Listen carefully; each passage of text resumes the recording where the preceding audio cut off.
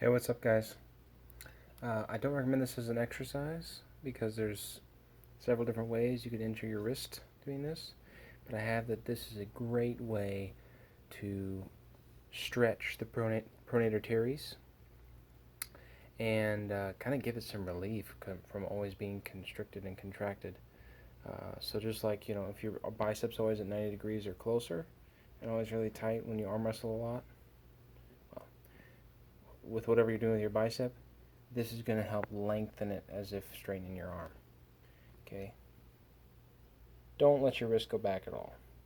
I don't even want it to be straight. Keep it at least a little bit in. The more cupped, the better. I would start off about 25%. What you're going to do is you're going to keep your arm at about 90 degrees. You're going to allow, not really this way, but kind of 45 degrees away from you, down. All right? This can look just like that. I don't know if you can see the pronator there. Yeah. You see the angle of the bat in my hand? There you go. And then it's going to bring it right up, kind of with a cup. Cupping, and then bring it up. That's not pronation through the thumb.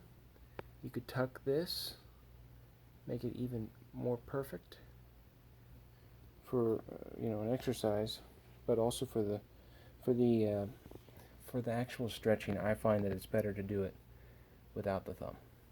Okay, so I would say width is going to hit the pronation more for an exercise.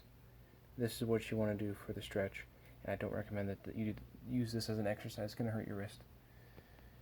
This was my T-ball bat, and it was my older sister's as well. This is a very light Easton. This is an aluminum baseball bat. Very short, very light, but it's long enough for an object, short for a baseball bat.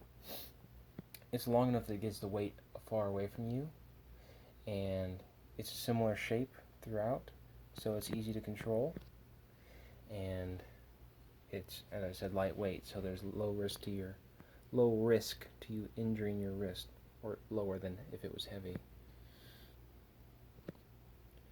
So one more time,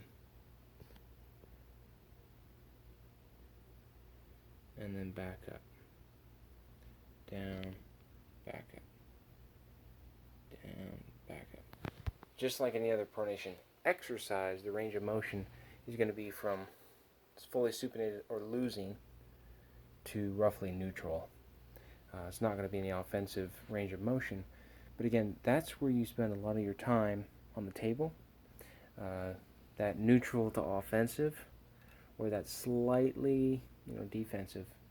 So this is going to just help it to relax, and I find that it helps get a lot more blood into the muscle and into the entire forearm, and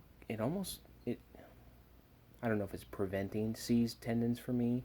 I have to just pull in the strap with some stronger guys that make me king's move to make sure, but to be honest, it's helping some little pops in my wrist that I think have apparently stemmed from having that pronator too tight down lower on the forearm. So that's been a blessing to me, and just goes to show you, experience brings you these things of perfection, like the multi-spinner for Devin Larratt and all these discoveries, pronation through the thumb. But you stop learning, you stop growing, you're kind of dying, you stop living. So keep trying new things, but don't hurt yourself. All right, stay after it and find truth in arm wrestling.